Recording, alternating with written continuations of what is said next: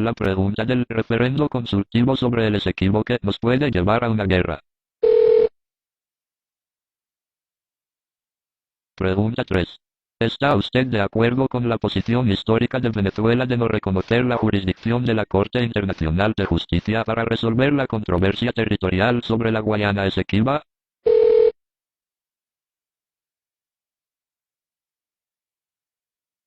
Especialistas temen que el régimen cleptocrático de Nicolás Maduro utilice el resultado del referendo sobre el Esequibo para dar pasos que lo posicionen como un estado agresor contra Guyana y para quedar sin una defensa sólida ante la Corte Internacional de Justicia. Es un tema donde la gente podría tener alguna relevancia para hablar del tema o no. Pero es que el tema no es si me parece o no me parece. El tema es que este es un tema estrictamente del derecho internacional. Este es un tema que se está debatiendo en la máxima Corte Internacional de Justicia que estableció la comunidad internacional. Es decir, la Corte Internacional de Justicia de La Haya es el máximo órgano de la Organización de las Naciones Unidas.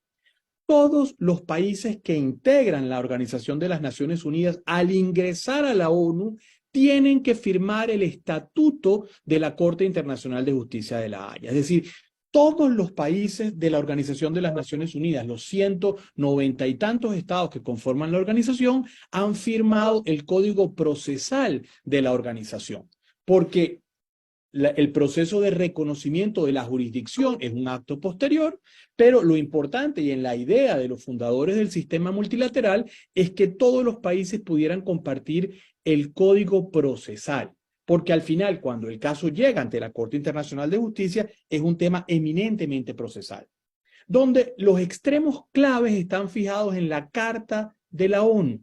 Primero, es el máximo órgano judicial del sistema internacional. En segundo lugar, que las decisiones son de obligatorio cumplimiento por parte de los estados que la conforman.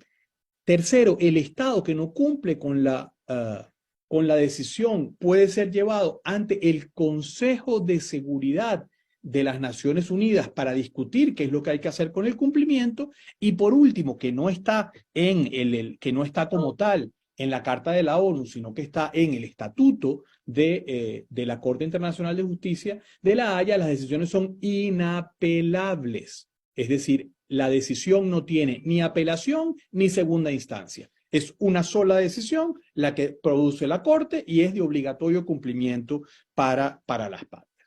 Entonces, esto nos deja en un tema muy claro y es que estamos en un juicio. Tuvimos desde la firma del Acuerdo de Ginebra en los años 60 hasta el año 2020 todo el tiempo para poder buscar una salida que no fuera la salida judicial. Salida que en general en Venezuela por esa idea marcada por el laudo arbitral de 1899 con el Reino Unido y por el laudo arbitral con Colombia de 1891, que siempre perdemos los laudos, que nunca hemos podido ganar un caso, que siempre hay los problemas y hay una idea de que siempre perdemos los casos y entonces es muy difícil que en la perspectiva de la población se piense que se puede litigar un caso con éxito. Cosa que, la verdad, cambió en el siglo XX, cosa que además cambió en la democracia venezolana. Venezuela ha tenido o tuvo casos importantes en tribunales internacionales donde le fue muy bien cuando se había preparado para este caso. La idea de llegar a la Corte Internacional de Justicia estaba prevista desde el principio. Todos los que llevaron adelante el tema, los políticos que llevaron adelante, los abogados que llevaron adelante el tema, el presidente Rómulo Betancourt, el presidente Raúl Leoni, el canciller Marco Falcón Briceño, todos tenían claro que en el menú estaba el tema de ir a la Corte Internacional de Justicia. Y aunque no lo decían en público, yo creo que todos tenían claro que esa era la mejor solución, porque como bien decía el doctor Brewer, era un tema de derecho. Es un laudo ilegal por un montón de razones. El doctor Brewer, por ejemplo, hablaba de la falta de motivación, pero de todos los argumentos que no se tomaron. Pero hay un elemento muy claro que yo siempre reitero y que la gente poco recuerda, que el laudo tiene vicios de ultrapetita. Es decir, el laudo decidió cosas que no había sido autorizado para decidir, por ejemplo, la internacionalización de un río venezolano. Hay un río venezolano que está bajo jurisdicción de ese laudo, que entonces, por decisión del laudo, atendiendo a los intereses británicos, cuando el Reino Unido o Guyana lo consideren necesario, se puede abrir a la navegación internacional, que es en caso de guerra, por ejemplo. Entonces, es un tema estrictamente de derecho, donde entramos no por decisión nuestra, sino porque el secretario general de la ONU decidió mandarlo, decidió decirle a las partes que fueran a la Corte Internacional de Justicia, y Guyana tomó la iniciativa de demandarnos ante la Corte. Venezuela no quería, Venezuela decía que no era legal que nos demandaran y no respondió en la demanda de manera oportuna. Entregó un memorándum para presentar algunos argumentos, pero el hecho es que Venezuela no se presenta ante el caso y la Corte Internacional de Justicia decide de manera unánime que tiene jurisdicción para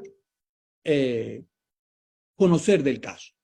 Luego Venezuela intenta una objeción preliminar donde intenta traer al juicio a el Reino Unido, porque dice que el Reino Unido es una parte fundamental en el caso, que no se puede decidir sin la presencia del Reino Unido.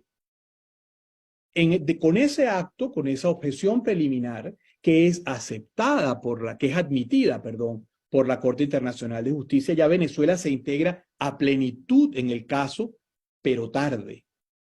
No presentó un memorial donde dejara claros sus argumentos, sino que entra tarde a el juicio y la Corte Internacional de Justicia admite el recurso y lo declara sin lugar. Y dice, no, mire, no hay ninguna, el Reino Unido no es una parte fundamental en este caso para resolver. No tiene el interés que se requiere para formar parte. Entonces, estamos en un juicio internacional, un juicio de una sola instancia, un juicio que no tiene apelación y un juicio que es de obligatorio cumplimiento.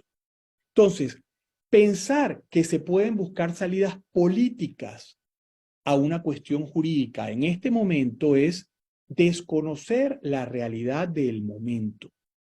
Hasta ahora hemos tenido dos decisiones de carácter procesal, estrictamente procesales. La primera, que la Corte tiene jurisdicción para conocer del caso, un caso que se llama validez del laudo arbitral del 3 de octubre de 1899. Ese es el nombre que le dio la Corte. Solamente eso es una victoria importante para la República de Venezuela. Venezuela tiene durante casi un siglo, más de un siglo, diciéndole a todo el mundo que ese laudo es ilegal y la Corte nombra el caso validez del laudo, es decir, con solo el nombre ya nos están dando un espacio para poder entrar. Entonces, desde la perspectiva procesal es algo importante.